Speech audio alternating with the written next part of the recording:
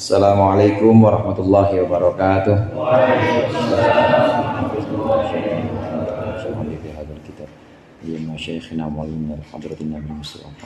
Al-Fatihah.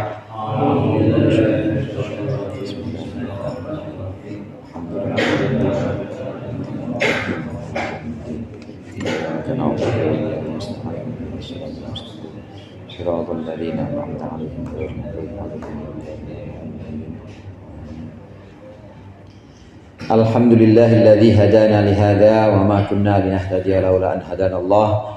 Asyhadu an la ilaha illallah wahdahu la syarika lah wa asyhadu anna Muhammadan abduhu wa rasuluh.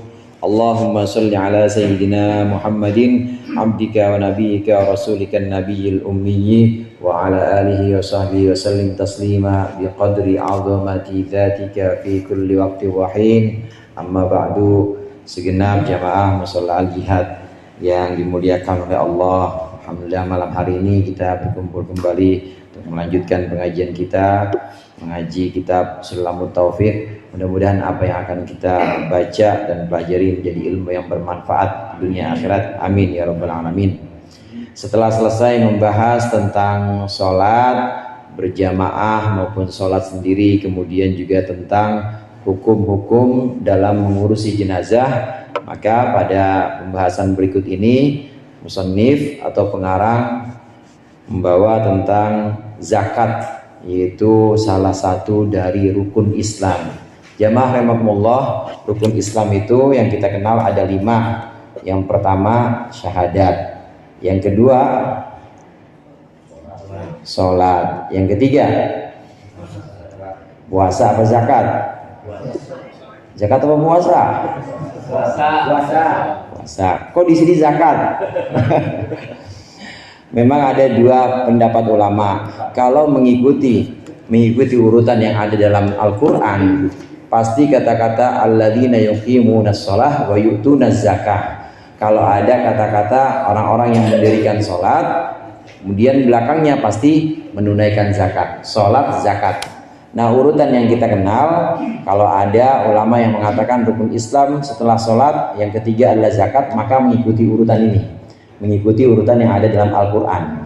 Begitu juga urutan yang ada dalam sunnah atau hadis. Memang Rasulullah mengatakan bahwa Islam itu didirikan atas 5 rukun, bunyal Islamu ala khamsin.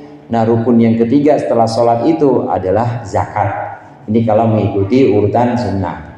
Nah, adapun yang kita kenal rukun Islam ada 5. Yang pertama syahadat, yang kedua sholat, yang ketiga puasa misalnya. Ada yang begitu juga ya Pak? Yang ketiga puasa. Maka ini menggolongkan dari bentuk ibadahnya. Ibadah itu ada ibadah yang disebut dengan ibadah badan atau ibadah badaniyah. Maka ulama yang mengelompokkan ibadah-ibadah, ulama yang menyebutkan rukun Islam itu syahadat melalui lisan, kemudian sholat badan, itu semuanya bentuk badan, kemudian puasa itu yang ketiga badan juga, ibadah badan. Nah, kemudian yang keempat baru zakat. Ini karena membagi, yang didahulukan adalah ibadah-ibadah badan dulu, syahadat badan, karena lisan kita kan masuk anggota badan. Puasa, sholat dulu, sholat badan juga sholat badan, karena geraknya ini juga badan kita. Kemudian puasa juga ibadah badan. Nah, keempat baru zakat. Zakat ini adalah ibadah maliyah atau ibadah yang mengeluarkan harta. Jadi bukan ibadah badan tapi ibadah harta. Pembagian rukun Islam kalau setelah sholat puasa kemudian baru zakat, ini adalah berdasarkan pengelompokan ibadah. Jadi yang 3 ibadah badan dulu, yang keempat ibadah harta yang namanya zakat, yang kelima baru gabungan. Yang kelima ini ibadah apa, rukun Islam yang kelima? Haji. Ini gabungan antara ibadah badan dengan ibadah harta. Badan doang, duitnya orang bisa berangkat nggak? Nggak bisa. Begitu juga duit doang misalnya badannya sakit, bisa berangkat nggak? Nggak bisa berangkat juga. Maka menggabungkan antara badan dengan harta itulah haji. Yang berikut ini pembahasan tentang zakat, rukun Islam yang keempat atau kadang-kadang disebut rukun Islam yang ketiga. Ini tentang zakat. Zakat ini diwajibkan atau disyariatkan mulai dari tahun kedua Hijriah setelah Rasulullah SAW sampai ke Madinah. 1 tahun belum ada kewajiban zakat. Kemudian masuk ke tahun kedua baru turun ayat tentang kewajiban zakat fitrah, yaitu 3 hari menjelang Lebaran atau menjelang Idul Fitri. Ini berbarengan dengan kewajiban puasa pada tahun kedua Hijriah. Zakat ini punya arti membersihkan, tapi secara bahasa juga punya arti tambah. Az-zakah an-numu, yaitu pertambahan. Ini dari asal kata ini, maka orang yang berzakat mengeluarkan hartanya ini dia tidak akan berkurang, tapi bahkan justru tambah dan tumbuh terus hartanya. Orang yang mengeluarkan zakat dijanjikan oleh Allah pasti itu tidak akan habis hartanya. Bismillahirrahmanirrahim. Qala al-muallif rahimahullah wa nafa'ana bihi wa bi ulumihi wa bi barakatihi fid dharain amin. Wa tajibu zakatu fil ibili wal baqari wal ghanami. Ini harta yang wajib dizakati di halaman 48. Udah ketemu, Pak? Ya. Wa tajibu zakatu fil ibili wal baqari wal ghanami wat tamari waz zabibi waz zuru'i al muqtatati halat al ikhtiyar wal dhahabi wal fiddati wal ma'dini wal rikazi minhuma wa amwali tijarati wal fitrati. Harta yang wajib dikeluarkan zakatnya yang pertama adalah unta, kemudian sapi, kemudian kambing, kemudian kurma, kemudian anggur, lalu harta-harta tanaman atau barang-barang yang tanaman yang disebut al-muqtatah, yaitu yang merupakan makanan pokok halatal ikhtiyari pada masa ikhtiar. Artinya masa ikhtiar di sini pada masa yang biasa-biasa musim panen. Wadhahabi dan juga emas, wal fiddati perak, wal ma'dini dan barang tambang, wal rikazi dan barang temuan, minhuma dari emas dan perak, wa amwali tijarati dan harta perniagaan atau perdagangan, wal fitrati dan fitrah. Fitrah itu badan artinya. Zakat perorangan atau zakat badan. Ini adalah harta-harta yang wajib dizakati. Yang pertama onta. Onta itu Bapak ada paling tidak ada 2 macam yang kita kenal. Baik onta itu onta Arab maupun onta Turki. Pada pernah ke kebun binatang itu atau ke taman safari. Kalau onta Arab itu biasanya ya onta Arab itu punuknya 1 aja gitu, satu begini biasa. Tapi kalau yang gede bentuknya punuknya sampai 2 itu onta Turki namanya. Baik bentuk ontanya onta Arab maupun onta Turki, istilahnya buhtali, maupun bentuk yang Turki atau onta apapun itu, maka wajib dizakati. Ini binatang ternak yang pertama yang wajib dizakati adalah onta. Mau jenis apapun tetap dia wajib dizakati. Nanti ada ukurannya kapan dia wajib dizakati, ketika sudah mencapai kepemilikan berapa ekor nanti akan dibahas. Yang kedua yaitu sapi, bakor. Sapi di sini juga ada macamnya. Ada yang disebut dengan sapi yang dikenal oleh orang Arab sebagai bakor atau bakoroh. Ada sapi yang disebut sapi ya bukan sapi Arab, sapi selain sapi Arab, jawamis atau kebo. Ya kebo. Kebo itu masuk jenis sapi juga. Ini juga termasuk yang wajib dizakati. Ada orang dia memelihara sapi, maka dia wajib zakat ketika telah sampai batas kepemilikannya. Kemudian kambing. Kambing ini juga ada banyak jenis.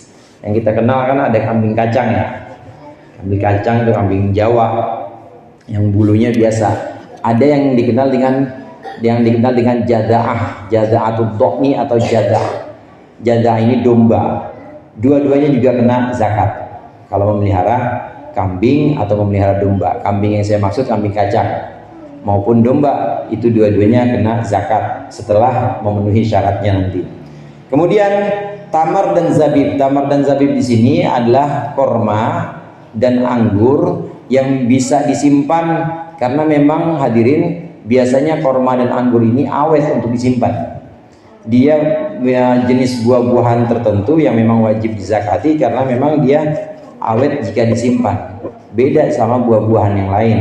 Buah-buahan yang lain mungkin kalau disimpan dengan cara-cara biasa aja gitu ya, misalnya itu akan cepat busuk. Tapi kalau korma dengan anggur, apalagi anggur yang dikeringkan, itu kita kenal dengan kismis, itu wajib dizakati. Setelah memenuhi syaratnya, timbangannya berapa nanti akan kita bahas, maka wajib dizakati. Kemudian yang berikutnya, harta yang wajib dizakati adalah semua jenis tanaman yang merupakan makanan pokok. Makanan pokok kita itu makan apa ya? Ada makan malam ini kelompok berapa? Nasi ya? Nasi, iya, pohon nasi namanya apa Jaim? Padi. Pohon nasi, padi, itu makanan pokok, maka wajib dizakati. Ada gandum misalnya, gandum makanan pokok orang-orang di daerah tertentu, gandum terus dibuat jadi roti atau dibuat jadi yang lain sebagainya, olahannya, adonannya, maka itu termasuk tanaman yang wajib dizakati. Semua tanaman yang merupakan makanan pokok, sini al-muqtatah, ini artinya makanan pokok yang bisa memberikan kekuatan, wajib dizakati. Hadirin jamaah rahimakumullah, halat al-ikhtiyar. Halat al-ikhtiyar di sini diartikan oleh penterjemah pada saat ikhtiar. Yang dimaksud dengan ikhtiar ini adalah waktu-waktu biasa, bukan ikhtiar bahasa Indonesia, bukan. Kalau ikhtiar bahasa Indonesia kan kita kenal usaha, ikhtiar dan berdoa misalnya. Belum punya jodoh, yang penting ikhtiar dan berdoa.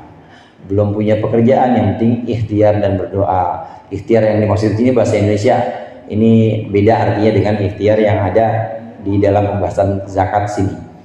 Halatul ikhtiar, pada waktu ikhtiar maksudnya pada waktu biasa di mana orang-orang itu memang bisa memilih. Lawan katanya itu adalah waktu-waktu darurat. Halatul darurah, waktu-waktu darurat. Ada waktu-waktu yang memang bukan waktu biasa, yaitu waktu di mana orang-orang udah terdesak dan tidak bisa memilih lagi. Contohnya paceklik misalnya. Ada satu masa paceklik. Nah, kemudian seorang petani punya harta. Dia punya harta, punya hasil panen, hasil panennya maka bisa dibilang tidak wajib zakat. Kenapa? Karena musimnya atau masanya masa paceklik.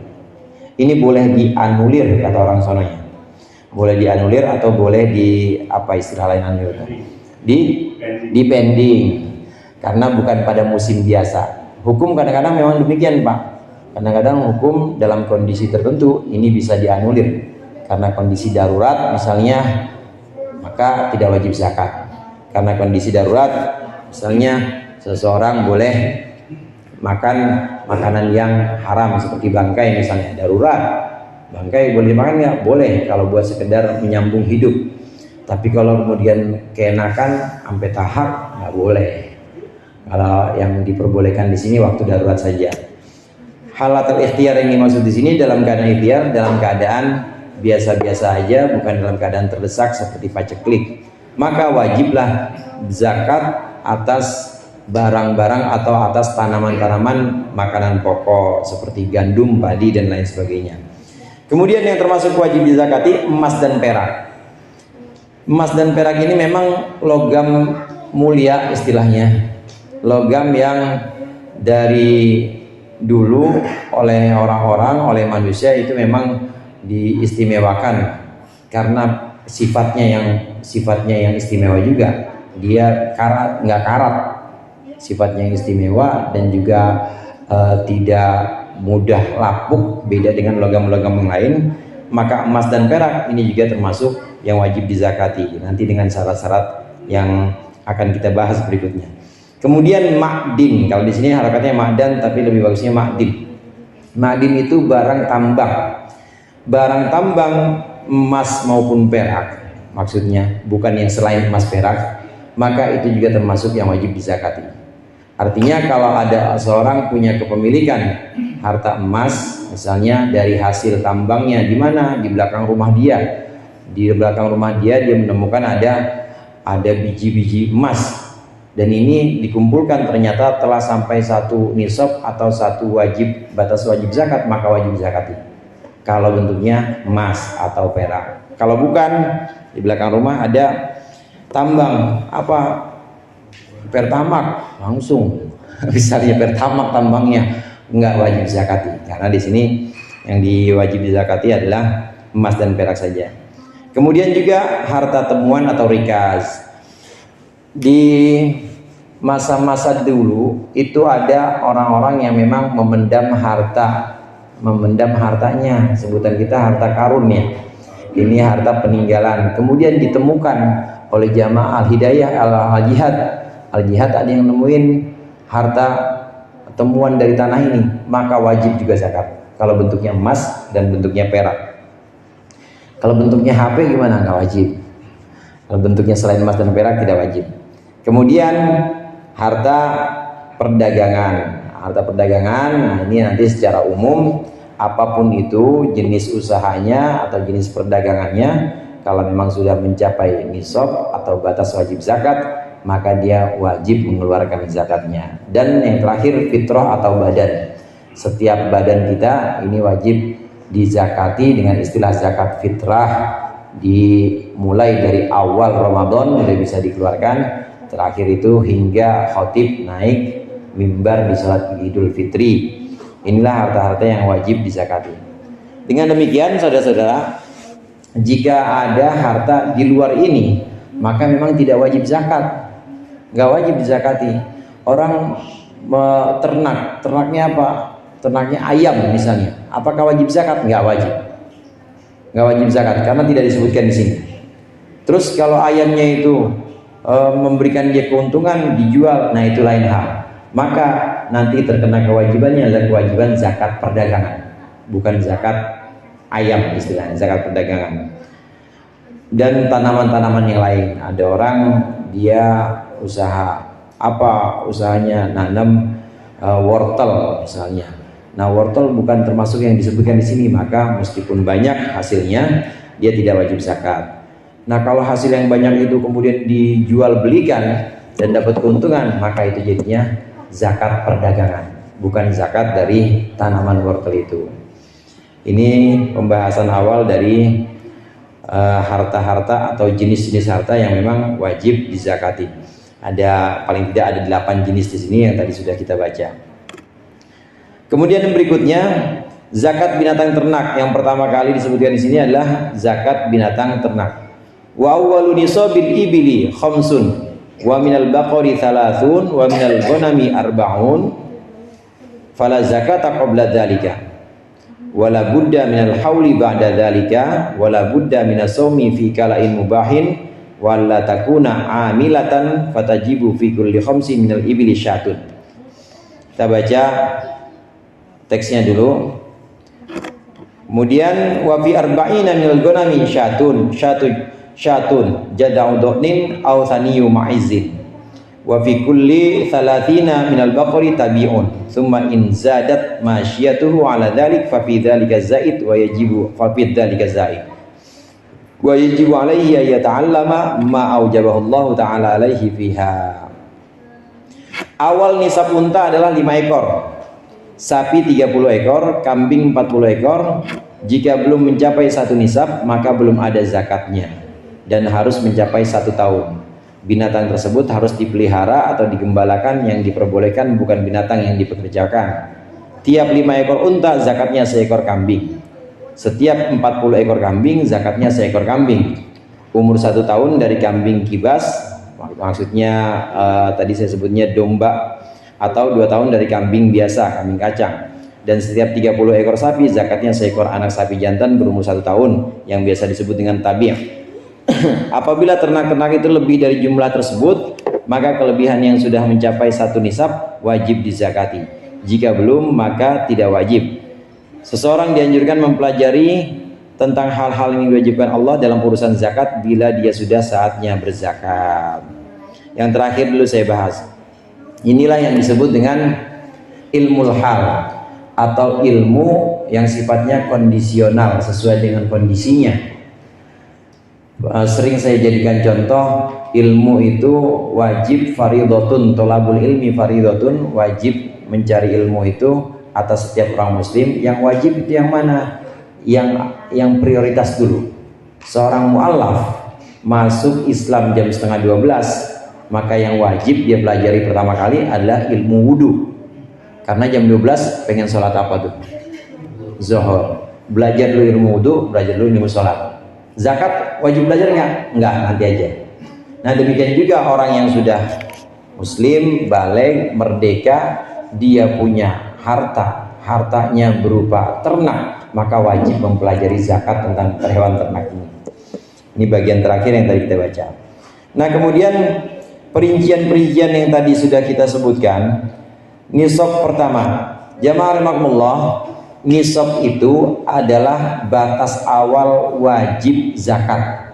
Jadi kadar awalnya atau standarnya, dia mulai wajib mengeluarkan zakat itu setelah mencapai nisab.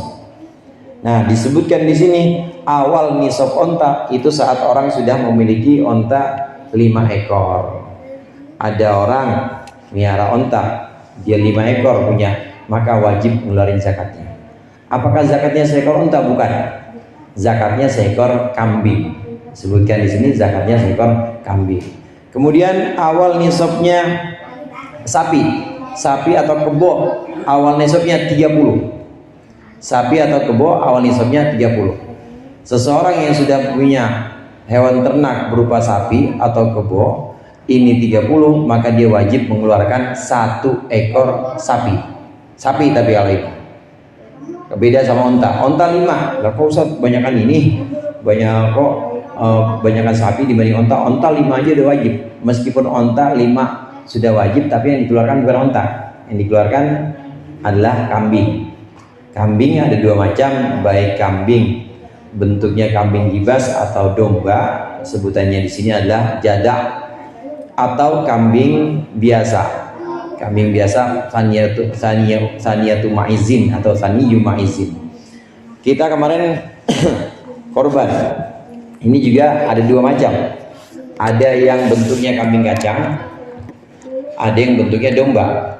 Kalau domba ini untuk dikeluarkan zakatnya dan juga untuk syarat korban, meskipun dia belum 2 tahun nggak apa-apa.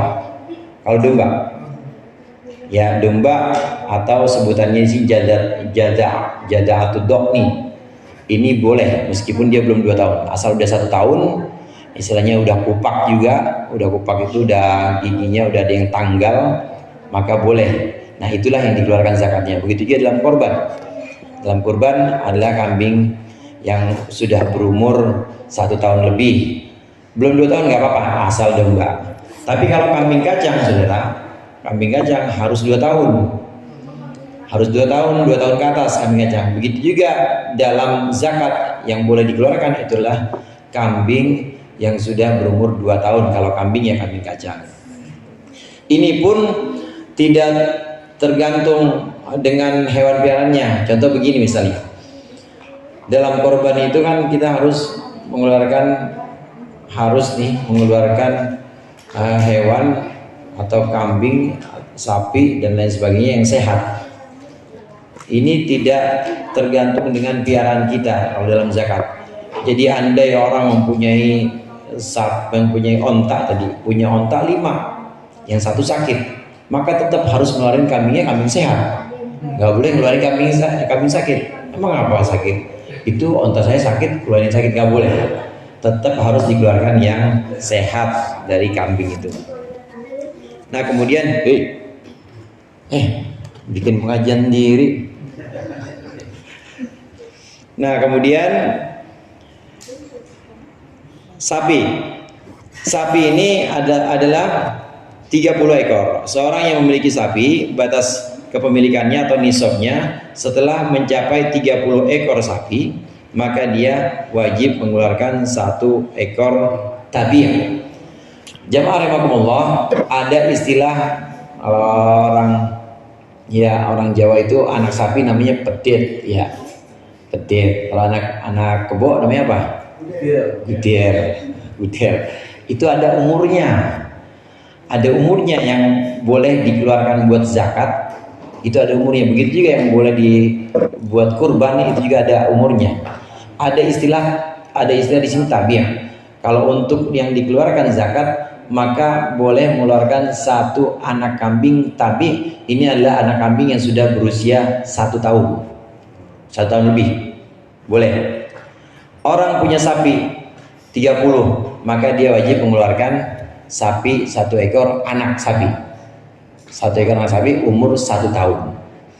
Nah, kalau sudah lebih dari 30, dia misalnya mengeluarkan sapi 60 misalnya, maka dia wajib mengeluarkan bukan 1 ekor anak sapi 1 tahun, tapi musinnah istilahnya, 1 ekor sapi yang sudah berusia 2 tahun. Jadi semakin gede kepemilikannya, seperti itu. Makin dia punya banyak, maka dia akan mengeluarkan lebih banyak lagi atau lebih besar lagi yang wajib dia keluarkan. Memang ada ininya, dalam kitab Fathul Qarib ada ukuran-ukurannya.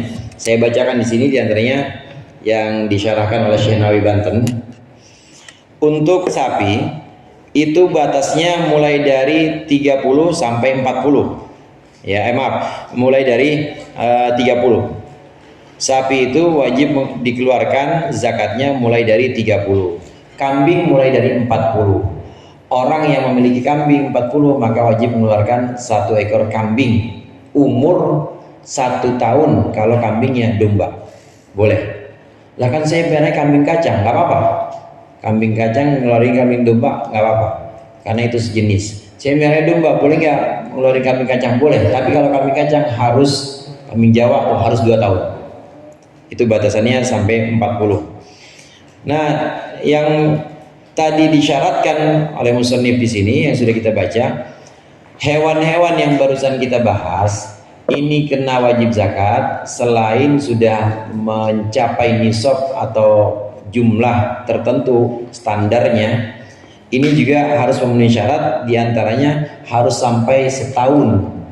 Haul di sini istilahnya. Istilahnya harus mencapai haul atau mencapai 1 tahun. Kepemilikannya itu harus mencapai 1 tahun. 1 tahun. Contoh, orang sudah memiliki kambing 40 ekor. Dia mulai dari bulan Safar atau mulai dari bulan Muharram. Terus kambingnya itu sampai terus 40 sampai bulan Syawal misalnya. Nah, kemudian di bulan Dzulqa'dah berkurang, maka nggak wajib.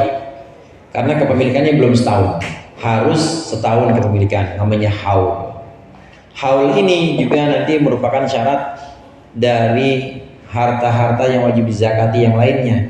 Kepemilikannya harus 1 tahun. Binatang ternak harus 1 tahun. Kemudian juga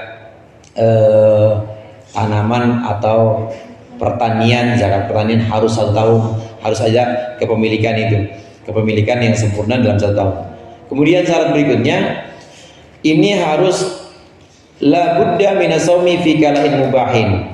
Ini harus hewan yang memang digembalakan di tempat atau di satu padang, entah itu padang rumput atau apa, di satu tempat yang memang diperbolehkan untuk orang. Artinya begini saudara, kalau ada orang miara hewan tapi nggak digembalakan, dia miara hewannya itu di kandang, ya di kandang. Kalau memang sepenuhnya itu dia kasih makan pakai biaya dia, ya dibeliin, ya kemudian makanannya juga makanan yang dari makanan apa hewan ternak itu, ya pokoknya dia beli dah pakai ongkos dia sendiri, maka itu nggak wajib zakat. Yang wajib zakat itu kalau sepenuhnya itu digembalakan, sepenuhnya itu dia angon ngambil dari sawah orang atau ditaruh di kandang tapi rumputnya dia ngambil, wajib. Itu yang wajib dizakati. Atau separuh tapi banyakan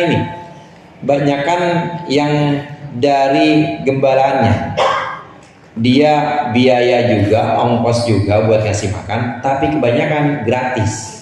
Dia ngambil dari rumput yang memang boleh diambil, yang kira-kira boleh. Maka kalau kebanyakan itu adalah hasil apa namanya itu, hasil dia ngambil rumput, maka kalau kebanyakan itu maka wajib zakatnya.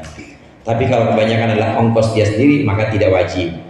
Ini yang dimaksud dengan harus digembalakan. Wajib dizakati kalau memang dia digembalakan. Tapi kalau ongkos sendiri, full ongkos sendiri nggak wajib zakat. Kecuali kalau buat jual beli. Kalau emang dia jagal ya, dia emang jual beli sapi, nggak musim korban, nggak musim apa, emang dia jual beli sapi, wajib. Tapi zakatnya zakat perniagaan jadinya, zakat perdagangan.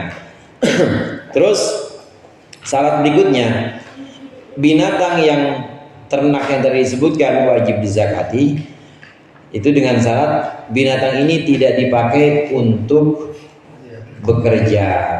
Kalau dia dipakai buat membajak sawah misalnya, dia dipakai buat kendaraan misalnya, maka tidak wajib dizakati. Ini syarat yang terkait dengan binatangnya. Binatangnya harus binatang yang tidak dipekerjakan, baik untuk mengembalakan, baik untuk membajak sawah atau yang lainnya. Syarat yang berikutnya itu anta Allah takuna amilatan. Itu diantara syarat-syarat hewan-hewan ternak. Hewan-hewan ternak yang disebutkan di sini sapi atau kebo, kemudian kambing dan juga onta. Lalu di sini ada ketentuan dari sapi, dari onta dulu. Dari onta maka harus mengeluarkan satu kambing. Fayajibu fi kulli khamsi minal ibili syatun. Seorang punya onta 5 sampai 15, maka dia harus mengeluarkan satu ekor kambing. Orang punya onta 1 sampai 15, maka dia wajib mengeluarkan kambing. Kambing yang 1 tahun istilahnya, yaitu jada'atut do'ni, atau 2 tahun tapi kambing kacang. Nah kemudian kalau lebih dari itu 16 misalnya, tadi 1 sampai 15, 16 sampai 30, dia punya 16 sampai 30, maka wajib mengeluarkan 2 kambing kacang atau 2 kambing domba. Kemudian ini onta tadi, onta. Nah kemudian dalam kambing sendiri, kalau orang peternak kambing, dia punya 40 kambing misalnya, sampai batasnya 40 kambing sampai 121. 40 kambing sampai 121, maka dia wajib mengeluarkan 1 ekor kambing. Nanti kalau dia lebih 121, dia sudah punya misalnya 125, nah ini sudah masuk hitungan berikutnya, maka wajib mengeluarkan 2. Jadi kalau 90 gimana, dia punya 90, tetap wajib mengeluarkannya 1. Ada istilahnya di sini, istilahnya apa sih? Wakos istilahnya. Dalam hewan ternak itu ada istilah wakos. Yang dimaksud dengan wakos, kelebihan hewan ternak yang tidak masuk dalam kelipatan itu, maka tidak dihitung zakat. Saya ulang lagi. Kambing 40 sampai berapa? 100? 40 sampai 121. Ada orang punya 90, karena dia belum kelipatannya yang tadi itu 40 sampai 121 belum masuk situ, maka tetap wajib 90. Begitu juga onta misalnya. Ada orang punya onta, mulai wajib 5 keluarin. 5 sampai berapa? 5 sampai 15. Kalau onta 5 sampai 15. Ada orang punya 11 onta, walaupun asal mulai wajibnya 5, kemudian dia punya 11, tetap yang diwajib dikeluarkan 1. Ini yang namanya wakos. Beda dengan harta atau barang pertanian.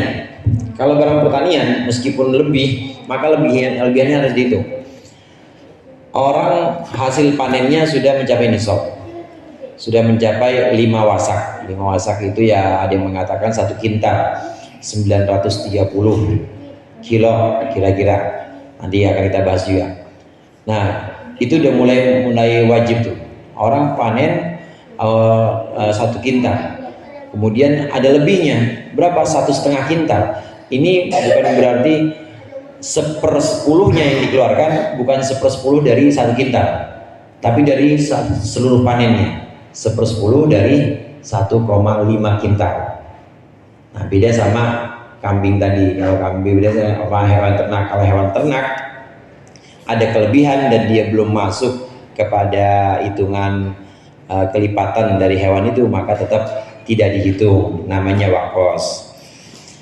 Kambing, kemudian unta sudah. Nah, kemudian sapi itu mulai dari 30 sampai 40. 30 sampai 40, seorang yang punya kepemilikan sapi 30 sampai 40, maka dia wajib mengeluarkan sapi umur 1 tahun, yang disebut dengan tabi tadi. Kemudian mulai dari 30 sampai 40, 40 sampai 60, maka dia wajib mengeluarkan sapi juga, tapi umur 2 tahun. Itu bedanya, sapi sampai umur 2 tahun yang sempurna. Nah, ini kelipatan ini 30, 40 ke 60 ini dijelaskan dalam kitab-kitab lain, antara lain di Fathul Qorib dijelaskan. Maka mengeluarkan jenis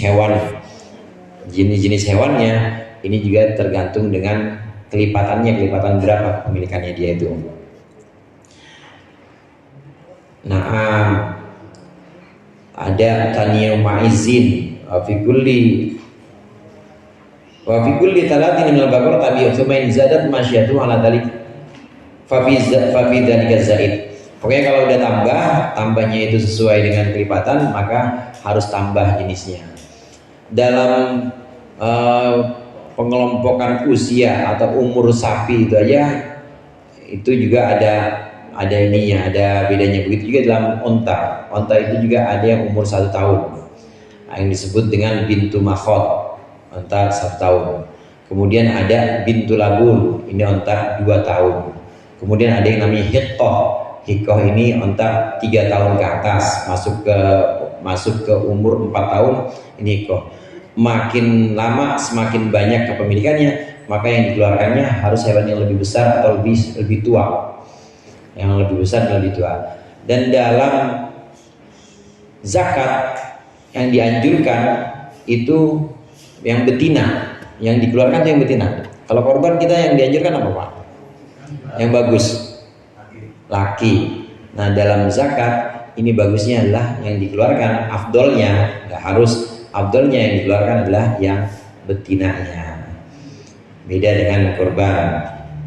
Kambing 2 tahun yang mana? 2 tahun yang betina. Kalau nggak ada gimana? Kalau nggak ada yang laki ganti 2, cakep boleh. Kalau nggak ada juga gimana? Ya udah yang laki nggak apa-apa, cukup dah boleh. Tapi bagusnya, afdolnya itu mengeluarkan dari jenis yang betina. Sudah masuk pembahasan jumlahnya tadi ya.